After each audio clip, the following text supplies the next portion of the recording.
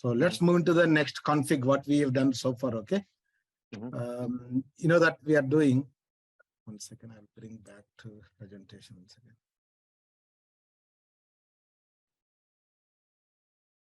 Okay, what we are doing is a complex inbound process now. Okay. Just I will share once again what in the screenshot so you know that what I'm doing this. Okay. As a part of complex inbound process, we have done it, a lot of master data, some other things, but still we'll continue some more things. Then we'll come back. Okay. I'm sharing my screenshot once again, these steps. So what, just I will review what we have done it. Okay. Last session, we have done it some master data that is called the 3 different materials. Okay. The purpose of deconsolidation is because we receive a products which is a different, and as it comes as a combined into one handling unit. So my system should divert to from as soon as unloading, it should go to the deconsolidation work center. Okay, we created 3. Don't forget to subscribe our channel and click on bell icon to update yourself with latest SAP videos. Materials. We created a doors. Okay, we also did some master data for the staging area. We also defined work center as a deconsolidation. Okay, and some more thing we missed because we didn't assign as a step to IB02 because earlier we didn't do that. And also we didn't assign as the repack work center. So these steps we need to go back and assign now. IB0 to IB repack work on. And also we define the structure for the 5 storage types. Okay, that's what we decided. Okay, so because I didn't do, because I want to do some bin structure, so I will do now. And this updating the for deconsolidate work center for IB0 to external step, and repack is 3040. Okay, we also created a steps, you know, that IB01, IB03, and we assign to the internal steps. Okay, always you create your own external steps, assigned to the internal steps. Internal steps will decide, like, you know, whether it is a put away, a consolidation, or so on, so unloading and all. We also define storage type is deco. Under that, we define the step IB01, IB02. And also we decide, like, as soon as unload happen, you know, it's an immediate warehouse task should be created to move the stock, move the HU from staging area to deconsolidation. As soon as you complete deconsolidation, the warehouse task should be created automatically, and the next step for IB03. Okay, that's what the significance. These cross marks indicate automatic warehouse task should be for the next movements. We also defined one storage process type for the complex outbound process 1011. Okay, then under that we assigned the deco process as a storage process under that one. And also we defined one control indicator where the system should drive which products will undergo complex inbound process. So we defined Z1. Finally, we assigned this Z1 to our products. Okay, whatever products we have defined, we assigned for that. Okay, and also we maintain the one process type determination. How we are going to determine our complex inbound process when we create a complex inbound delivery. Okay, so finally we assigned a warehouse and a document category INB, item is IDLV, and PTDI means process type determinate indicator, and our process type is 1011. Okay, we also maintained under the process oriented storage control, like when you unloading happens, where should happen, what is the source and what is the destination.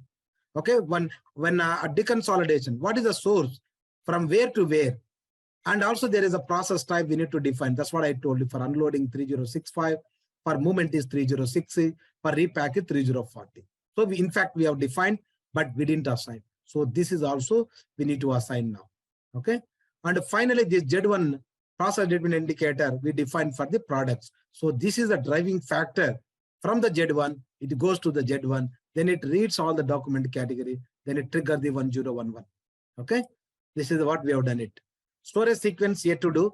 Okay, and and a door determination we need to do today, and also activity area deconsolidation we are going to do today. Okay, all these things. Let's we complete remaining outstanding tasks whatever we have done last time. Okay, since we defined external steps, you know, already, then we will go back to work center. You will assign IB0 to external step and also repack it 3040. Okay, that's I'm going to jump into the SAP screen now. Okay, fact, I opened that. Okay. So I'm going to the directly master data. Under that is work center. Okay. And then, and we know that defined work center we have defined already under DECO. Okay. 2710 under the DECO. And we didn't assign some more things. So now external step we define now. Okay. How system will understand them, right? Whether DECO or not. So we need to assign IB0 step here. Okay. And inbound section, outbound, we don't need. That's what I told you. Okay. And repacking. Also, there is a internally system creates when you unpack and repack, system will automatically use this 3040 repacking. Okay. This 3040 we use for the repacking, even packing also. Okay. We assigned work center layout. This is what we discussed. Work center layout is the significance. What are the views if I log in the deconsolidation work center? I will explain. Okay. So I do that. Okay. Just we are adding now external step, this one. Okay. And repacking warehouse process type. Okay. Just save this one. Okay. What else is there next? Outstanding one. Now go back to this one. So this is, we have done it. Already we assigned the decode to the bin. That's fine. And one more thing is we have defined a structure, but we have not created a bins now. Okay. To define this one, what I want to do now, okay, in a real time, okay, I will bring some pictures to you guys. Okay. 1 second. Hope you can see this one, right? So as I said earlier, some more I want. So, okay, let's see here only. Okay. See, the bin type means like in the same rack location or mezzanine location, what kind of thing you are going to allow there. Okay.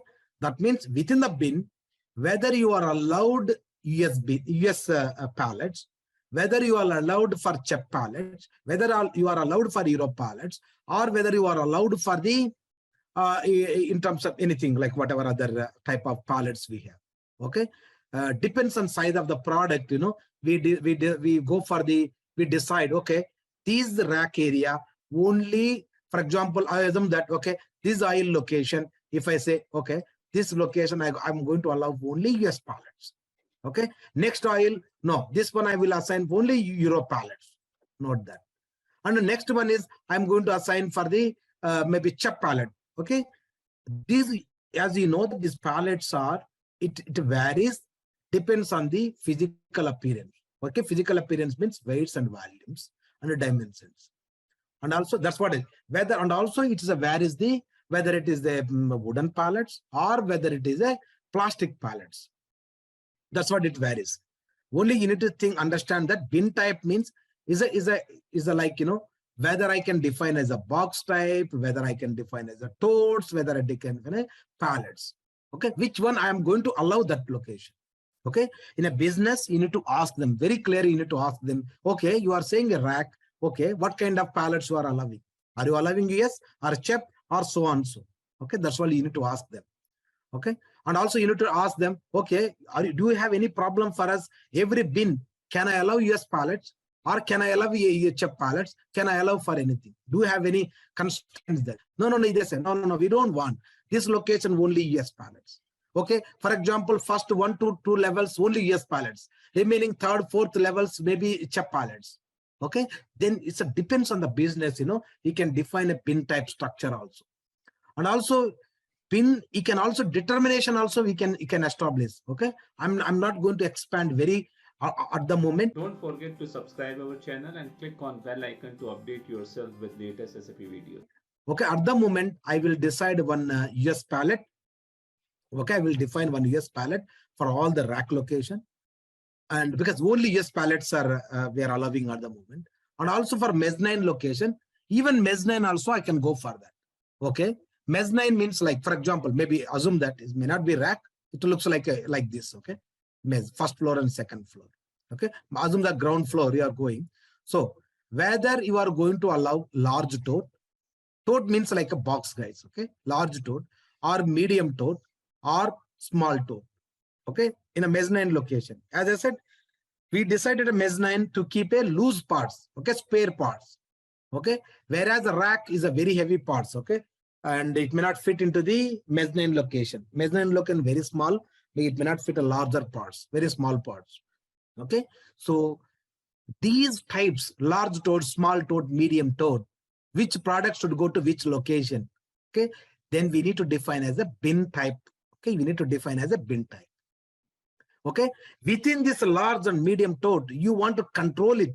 When I received product, whether you are allowed that product to the large toad, whether you are allowed for medium toad, whether you are allowed for large, small toad, that combination you go for is a bin type determination on that. Okay, if we have one bin type, absolutely no problem for you.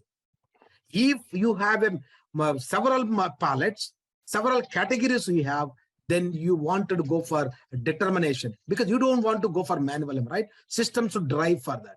Okay, I have a US pallet is there. Pallet is the bin is available, but you received a CHEP pallet there. But whether CHEP can go for the US pallet location, you don't know. That's what you need to know, the business requirement.